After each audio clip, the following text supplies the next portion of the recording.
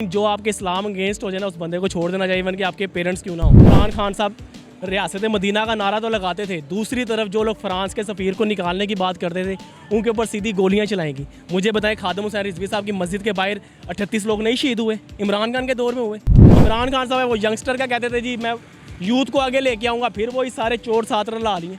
हम लोग इस्लाम को 2% ज़कात नहीं दे सकते, लेकिन अपने मुल्क पाकिस्तान के अंदर हम लोग 38% टैक्स दे रहे हैं। इमरान खान की हुकूमत आई है, उसने कोई काम नहीं किया, कोई यादगार नहीं बनाया। जो कुछ बनाया है नवाज शरीफ ने बनाया है।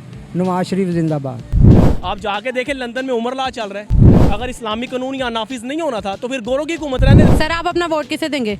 मैं तरीके लब्बई को। क्यों? क्योंकि वो इस्लामी निज़ाम की बात करते हैं और इस्लामी निज़ाम लाना चाहते हैं। पाकिस्तान के अंदर वाहिद एक वो जमात है जिन्होंने खाली निज़ाम मुस्तफ़ा की बात नहीं की, अमली तौर पे भी उन्होंने किया है। मुझे बताएं आपकी, मैं हालांकि बतौर पहले खुद PTI का था, लेकिन जो आपके इस्लाम अगेंस्ट हो जाए ना उस बंदे को छोड़ देना चाहिए, इवन कि आपके पेरेंट्स क्यों ना हो। ठीक है, मुझे बताएं, इमरान खान साहब रियासत मदीना का नारा तो लगाते थे, दूसरी तरफ जो लोग फ्रांस के सफ़ीर को निकालने की बात करते थे उनके ऊपर सीधी गोलियां चलाएंगी। मुझे बताएं, खादिम हुसैन रिजवी साहब की मस्जिद के बाहर 38 लोग नहीं शहीद हुए? इमरान खान के दौर में हुए। तो हम लोग तो हम कलमा गो हैं और पाकिस्तान बना भी इस्लाम के नाम पे है। अगर इस्लामी कानून यहाँ नाफिज नहीं होना था तो फिर गोरों की हुकूमत रहने देते। आप जाके देखें, लंदन में उमर ला चल रहा है। मेरे कज़न वगैरह लंदन में है, अभी भी उन्होंने नाम तक चेंज नहीं किया, उमर ला है, और सारा हज़रत उमर फ़ारूक रज़ी अल्लाह के दौर का कानून चल रहा है अभी भी। तो क्यों ना हम इस्लाम को अपनाएं? हम लोग इस्लाम को 2% ज़कात नहीं दे सकते, लेकिन अपने मुल्क पाकिस्तान के अंदर हम लोग 38% टैक्स दे रहे हैं और उस इस्लाम की बात कर रहे हैं कि जो हज़रत उमर फ़ारूक रज़ी अल्लाह ने फरमाया था, अगर मेरे दौर में दरिया के किनारे एक बकरी का बच्चा भी भूखा मर गया तो उसका ज़िम्मेदार उमर होगा। तो हम लोग तो उसकी बात करते हैं। और मुझे बताएं, ख़त्म नबूवत के अंदर नून लीग ने तरमीम की, कौन सी जमात बाहर निकली? तरीके लब्बैक निकली ना। अभी मुझे बताएं, फ़लस्तीन के अंदर क्या कुछ नहीं हो रहा, कौन सी सियासी जमात निकली है? वाहिद एक तरीके लब्बैक और जमात इस्लामी के अलावा कोई बाहर निकले? तो सब जो है अपने कमाने के लिए बैठे हुए हैं।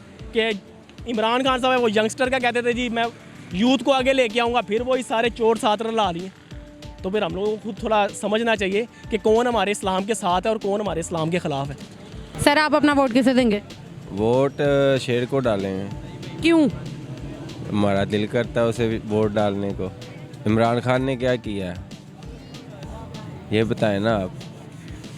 कि मुझे वोट का तो क्या है, हमने तो अपनी मेहनत मजदूरी करके खानी है, चाहे किसे भी डाल लें, ठीक है, लेकिन मेरा दिल करता है नवाज शरीफ को वोट डालने को। सर आपने वोट किसको देना है? नवाज शरीफ को।